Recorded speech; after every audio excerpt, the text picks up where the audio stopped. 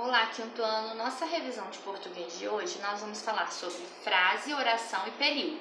Então, frase é qualquer palavra ou conjunto organizado de palavras que transmite uma mensagem. E nem toda frase ela precisa de um verbo, tá? Porque às vezes eu posso ter uma frase, formar uma frase que ela vai ter sentido, igual quando eu falo bom dia, é uma frase, tem sentido? Tem. Ela teve verbo? Não, mas ela foi uma frase, porque ela teve sentido. E aí, olha, nem toda frase então vai precisar de um verbo. As frases que elas não possuem verbos, elas são chamadas de frases nominais, ou seja, frases sem verbos, igual o exemplo que está ali. Que lindo dia, que lindo dia, não teve verbo essa frase.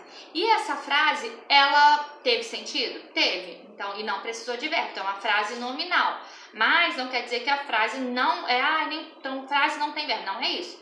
Tem frases que não vão precisar ter verbo, tem frase que vai ter verbo e tem frase que não vai ter verbo, né? Oração é a frase ou a parte de uma frase que se organiza em torno de um verbo. Exemplo, Elisa comprou bala. Então, oração, toda oração ela tem que ter verbo. Então, oração é a frase que tem verbo. Tá? E ó, nem toda frase constitui uma oração. Exatamente o que a gente falou lá em cima. A frase que não tem verbo, ela não é uma oração. A frase que tem verbo é uma oração, tá? Então a frase que não tem verbo são frases nominais, sem verbo. E período é a frase formada por uma ou mais orações. E aí o período ele pode ser simples, formado por uma oração, ou seja, quando tem um verbo, ou composto, formado por mais de uma oração. Aí eu dei os exemplos ali embaixo. Ele andou de bicicleta. É um período simples. Por que é um período simples? Porque só tem um verbo, só tem o verbo andou. Então é um período simples. Agora se eu falar, ele cantou e dançou na festa, é um período composto. Por que composto?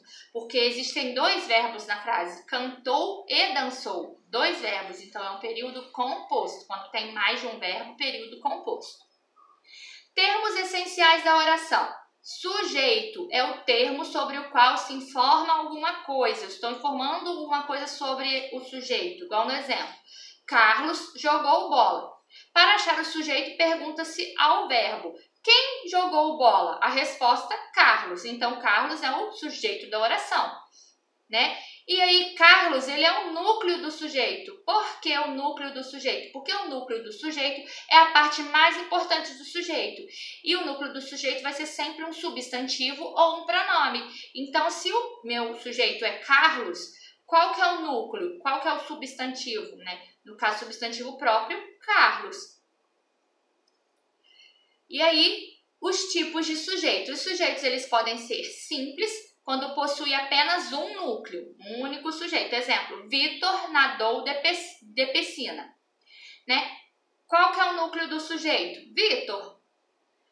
E o sujeito composto é quando possui dois ou mais núcleos. Exemplo, Vitor e Lorenzo nadaram de piscina. Ali eu tenho dois núcleos do sujeito, porque quem nadaram de piscina? Vitor e Lorenzo, então dois sujeitos, sujeito composto. E existe também o sujeito oculto, né? Quando ele não vem expresso na oração, mas ele pode ser identificado pela terminação verbal. Exemplo, ganhou um carro. Não está expresso, não está escrito na oração. Ganhou um carro, mas quando eu pergunto, quem ganhou um carro? Ele. Ele, no caso, não está ali na oração, mas eu sei que o sujeito é ele, é um sujeito oculto porque não está escrito, tá? Mas eu poderia muito bem escrever, ele ganhou um carro, né? Mas quando não aparece assim, então é um sujeito oculto. Agora nós vamos falar sobre o predicado, que também é um dos termos essenciais da oração.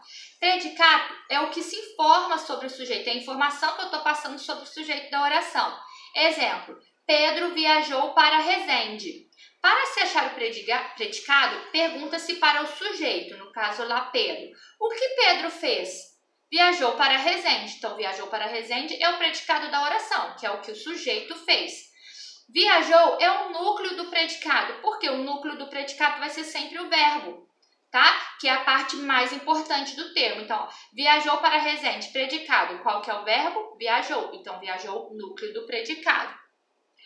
Objeto direto. O objeto direto é o complemento que vem junto ao verbo, ou seja, o que vem depois do verbo, que está complementando esse verbo. Exemplo, a menina comeu o doce. O verbo é o comeu.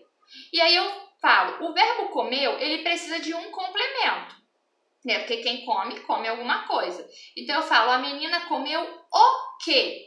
O doce. Então, o doce é o meu objeto direto. Para eu diferenciar do objeto indireto, é porque o objeto direto ele não tem preposição e o objeto indireto ele vai ter preposição. Igual ali, ó, objeto indireto é o complemento que vem ligado ao verbo por uma preposição. Então, logo depois do verbo tem uma preposição que vai estar ligando ao seu complemento. Então, a preposição, vamos relembrar o que é, né? São palavras invariáveis, ou seja, elas não mudam, nem quanto ao número, nem quanto a gênero, nada disso, é invariável. Então, são palavras invariáveis que ligam duas ou outras palavras entre si. Podem ser preposição, exemplos, de, da, acraseado, pelo, deste, etc. Exemplo aí, então, de objeto indireto. A menina gosta de açaí. Verbo é o verbo gosta. O verbo gosta precisa também de um complemento, porque quem gosta, gosta de alguma coisa.